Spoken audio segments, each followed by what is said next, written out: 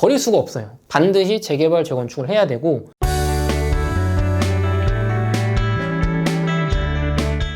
그러면 이제 또 다른 질문을 또 한 번 더 해보고 싶은데 네. 책에서 이렇게 얘기하셨어요. 아파트의 경우는 서울은 9억 이하, 그 다음에 수도권은 6억 이하, 빌라는 4억 이하, 이렇게 구체적으로 이렇게 얘기를 해주셨는데, 그러면 그 동네 중에서 뭐 아까 원당도 얘기해 주셨고 네. 그 다음에 또 어디였죠? 구로. 네. 네, 구로 얘기도 해주셨는데 여기도 구체적으로 얘기해 주실 만한 곳이 있으실까요? 이제 서울이랑 고양시를 말씀드렸으니까요. 네. 서울 빌라 4억 이하, 네. 수도권 6억 이하 이제 아파트 하나씩만 더 말씀드려볼게요. 네네. 일단은 이 정도 가격을 제가 설정한 이유는 비싼 거는 하락기 때 많이 빠져요. 그만큼 퍼센트로. 많이 올랐으니까. 많이 올랐으니까. 좋으니까 많이 오르고 많이 올랐으니까 어떤 하락기 때 타격이 큰데, 이런 가격이 저렴해질수록 하락폭이 적습니다. 그러니까 우리는 지금 첫 내 집 마련 아니면 자금이 부족한 분들이니까 이런 방어가 중요하잖아요. 그래서 서울 같은 경우 적어도 9억 정도를 사도 여기는 그 정도 힘이 되는데, 수도권으로 가면 비싼 거 안 사셨으면 좋겠다. 수도권에 9억 살 거면 저라면 구로일동을 구로주공을 사지. 서울로 가겠다. 네, 서울로 가지. 네. 그렇게 했으면 좋겠다는 거고, 또 이제 수도권 6억 이하는 또 우리 보금자리론 같은 정부 대출이 잘 되잖아요. 막 최증식 대출 이런 거, 네네. 뭐 40년 론 그런 걸 이용했으면 좋겠고요. 이제 구체적으로 말씀드리면 서울 빌라는요, 제 책에 있는 그 관악구 당곡역 신림선 인근에 신림선. 네, 요번에 완공됐잖아요. 네네. 그쪽에 제가 이제 2억 9,500 정도로 전용 45, 제가 아까 말씀드린 지은 지 5년 정도 됐고요. 엘리베이터 있고요. 1열 주차되고 주차당 세대수 한 0.8대, 그 다음에 뭐 방 3개, 화장실 2개, 역에서 걸어서 한 7분, 뭐 안전한 동네, 뭐 초등학교 있고, 이런 조건을 맞춰서 샀어요. 그런 빌라들을 추천드리고 싶어요. 당곡역 인근 여전히 괜찮다. 3억에서 3억 한 5천 정도면은 이제 제가 가지고 있는 빌라를 지금은 어떤 업체에서 전세도 3억 5천, 매매도 3억 5천에 팔고 있는데, 저는 그 빌라를 매매로 하신다면 한 3억 한 3천 정도에 사시면 여전히 굉장히 매력적이다. 실거주 첫 주택으로 보고, 아니면 저쪽에 신상도 초등학교라고, 상도동 쪽이. 네, 상도동 쪽이랑 그 장승배기역 그쪽 사이에 역에서 애매하게 먼 사거리가 있어요. 그쪽에는 이제 서부선이라는 경전철이 여기 생기는 이제 지역인데, 그러니까 언제 지을진 몰라요. 이제 2년 뒤에 착공해서 28년 완공한다고 하는데, 가봐야 아는 거죠. 하지만 하기는 할 사업이란 말이에요. 이거 같은 경우는. 거기 같은 경우는 집값이 꽤 저렴한데, 아마 3억 5천 이내로 10년 이내 빌라 중에 엘리베이터 있고 이런 것 중에 가장 중심지일 거예요. 동작구니까요. 그쪽에 빌라를 실거주용으로 사셔서 이미 지하철이 조금 멀지만 갈만은 하거든요. 도보권으로. 그럼 그런 거 한 3억 5천? 맥시멈 4억 이내로 내 집 마련하시면 좋다고 봐요. 신축 빌라는 제가 권해드리고 싶지 않은 게 너무 비싸게 팔아요. 너무 비싸게. 신축 빌라 전용 우구 막 6억 5천에 분양가 나오거든요. 마포 이런데. 제가 말씀드린 지역도 신축 빌라 뭐 방 하나짜리 원룸 전용 8평짜리 2억에 판매하는데 그게 완판이 돼요. 아니 그럼 세 가족 살 수 있는 게 3억 5천이면 싼 거잖아요. 차라리 그걸 하는 게 낫다. 이런 것들은 어떤 생태 구조에 의해서 비싸게 판단 말이에요. 비싸게. 그 MGM이라고 하죠. 그러니까 실제로 이런 애들은 돌면 전세가가 떨어집니다. 비싸게 맞췄기 때문에. 그래서 이런 거 신축 빌라 절대 사지 마시고, 한 두 바퀴, 세 바퀴 돈, 2년 차에서 15년 차 사이의 빌라를 상도동이나 신상도 초등학교, 아니면 나는 확실하게 이미 교통 좋아진 데 사고 싶어요. 그럼 당곡역 인근에 구매하시면 좋을 것 같고요. 한 가지만 더 본다면, 강북 쪽 같은 경우 지금 동북선이라고 이건 파고 있는 게 있어요. 네, 이미 착공이 들어갈까 되는 거죠. 여기는 종암동이라고 종암 SK 아파트 있고 막 있거든요. 내부 순환로 안쪽에. 그쪽에는 지금은 좀 그렇게 좋진 않죠, 사실. 하지만 그쪽에 아파트들은 꽤 올랐잖아요. 그럼 그쪽에 개발이 안 된 빌라들 중에 그 경전철역 주변이 있습니다. 거기 빌라들 지금 가격대 좀 가성비 좋다고 봐요. 이런 조건에 그러니까 지금 말씀드린 조건에 오르는 빌라 조건에 맞춰서 사면. 왜? 나는 금방 교통이 좋아지잖아요. 그럼 남들보다 덜 떨어지고 남들보다 조금이라도 더 오르잖아요. 제 책에 있는 당곡역 지어지기 전에 그 빌라의 몇 년 전 버전인 거죠, 지금. 그런 지역들 추천 드리고요. 그러니까 얘기 듣다 보니까 어떤 면에서는 자기만의 투자 기준이 확실하게 있는 것 같아요. 네. 그리고 또 그 부분이 우리 청년분들이 가지고 가야 될 뭐라 그럴까 기준 네. 이런 것들을 말씀을 해주시는 것 같다는 생각이 들어서 여러분들도 그 부분에 대해서 좀 생각해 보시고 그런 동네가 또 여기만 있는 게 아니겠죠? 그쵸. 뭐 있는데 다만 저는 수도권 빌라는 절대 사지 말아라. 그러니까 서울은 그러니까 장기적인 걸 좀 변하지 않는 걸 되게 가치를 중시하잖아요. 서울은 지금 땅이 이제 재개발, 재건축을 하지 않고서는 아파트를 올리거나 공급을 할 수 없기 때문에 이 땅이 너무 희소해요. 반면에 경기도만 가셔도 일산에 왜 재건축, 재개발이 잘 안 될까요? 집값 조금만 오르고 공급 부족하면 밑에 옆에 논밭에 계속 아파트 짓잖아요. 너무 빈 땅이 많아요. 그러니까 그런 쪽의 빌라들은 실거주용으로는 뭐 좋겠지만 가격 상승을 바라기에는 너무 부족한 요인이 많다. 차라리 경기도라면 제가 돈이 안 된다고 하시면 차라리 2, 3억짜리 구축 아파트를 사는 게 낫다.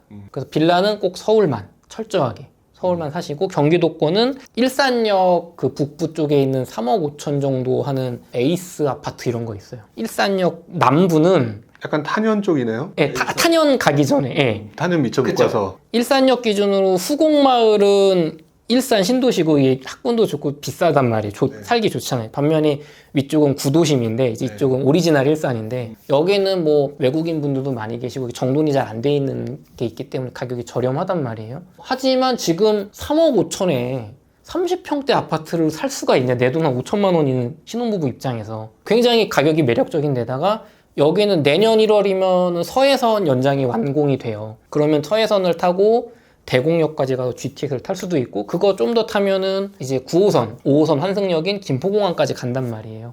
그럼 거기서 뭐 여의도 정도, 마곡 정도는 출퇴근 가능하실 거고 지금도 도심권은 가능하고 교통이 불과 몇 개월 뒤면 좋아집니다. 근데 가격이 굉장히 저렴해요. 저렴하면 얼마나 떨어지겠어요? 3억 5천짜리가 30평대가.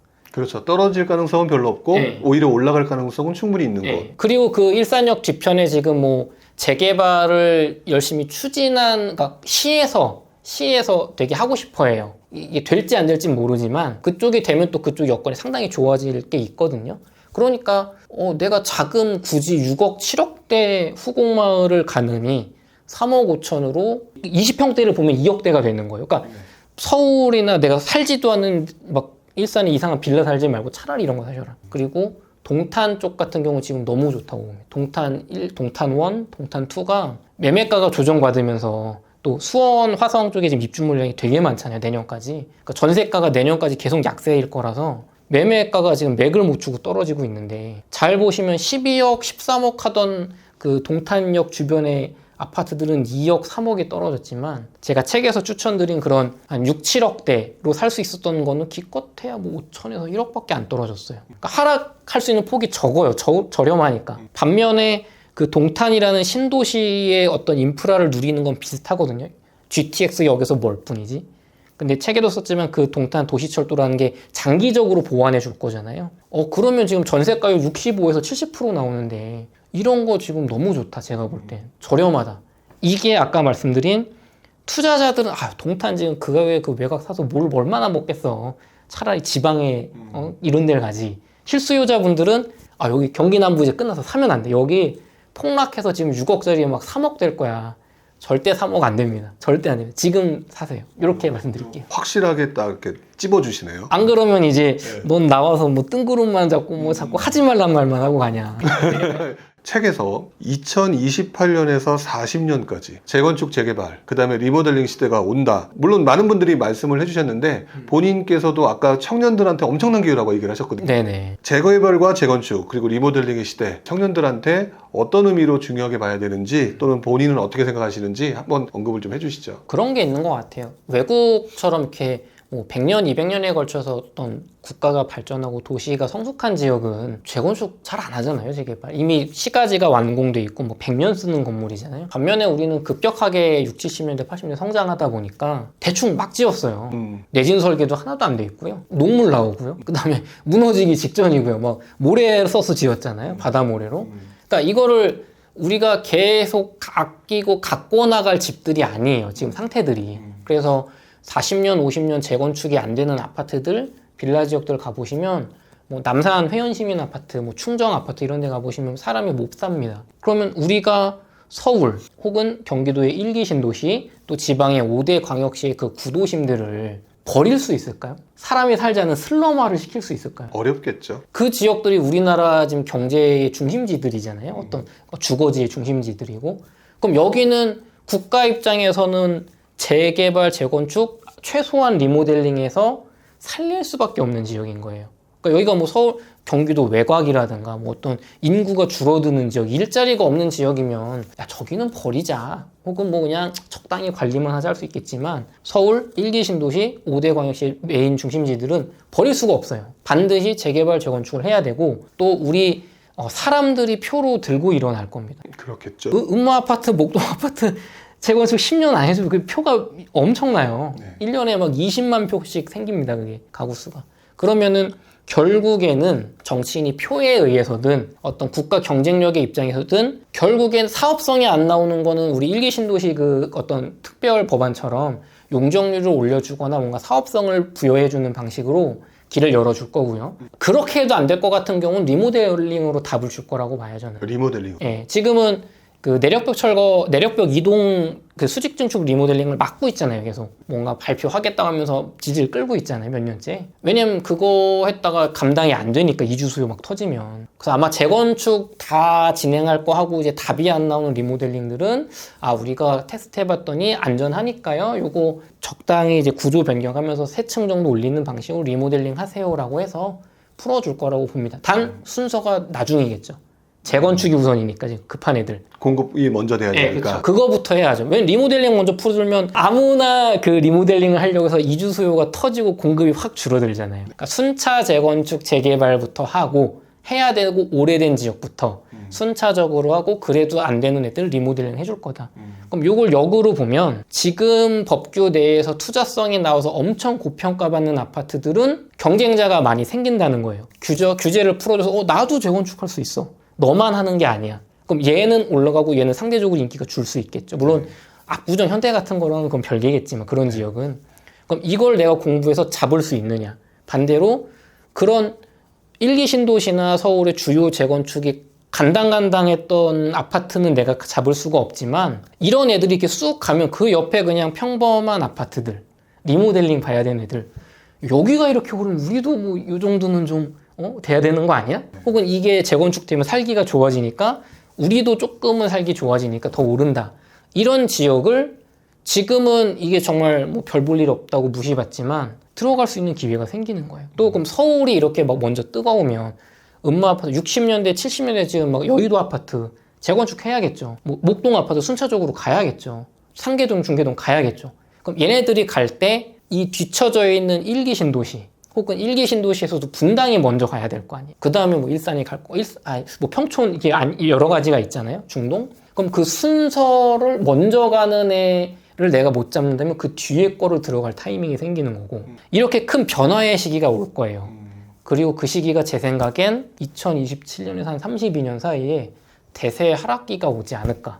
3기 신도시 공급이랑 겹쳐서 또 금리가 한창 올라가 있고 어떤 너무 많이 올랐다 하면서 그게 만약에 겹쳐진다면 정말 큰 기회가 될 거예요. 다들 집 사면 안 된다, 망한다 할 때 이렇게 사업성이 좋아지거나 좋은 것들을 저렴하게 살 수 있네. 그러니까 지금 공부를 하고 준비를 하시면 된다는 겁니다. 그러면은 제가 원래 마지막으로 또 하나 질문하려고 했던 게 서울 재정비 사업하고 네. 1기 신도시에 관련된 질문을 하려고 했는데 얘기를 쭉 듣다 보니까 이건 질문해도 답이 뻔할 것 같아요. 네. 자기 수준에 맞춰서. 그쵸. 네. 그런데 조금 제 의견을 이번엔 좀 너무 원론적인 거 말고 답변 드리자면 네. 내가 체력이 자금력이 되면 서울 뭐 재정비 사업 확정성이 높은 거 재정비 사업에서 좀 재건축은 좀 들어가라고 말씀드리고 싶어요. 재건축은. 네, 특히 목동이 약간 가격대가 접근 가능하니까 재건축은 잘 안 돼도 시간의 문제이지 지금 사업성 있는 건 되는 것들이고 또 어떤 실거주 가치가 있잖아요.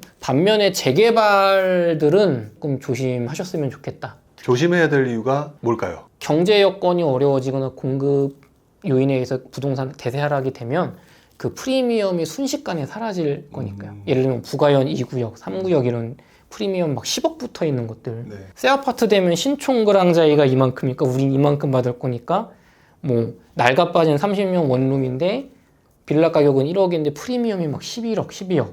이런 것들이 있잖아요. 여긴 그래도 확정이라도 되지. 사업 시행인가라도 받았지. 아직 뭐 조합 설립된대.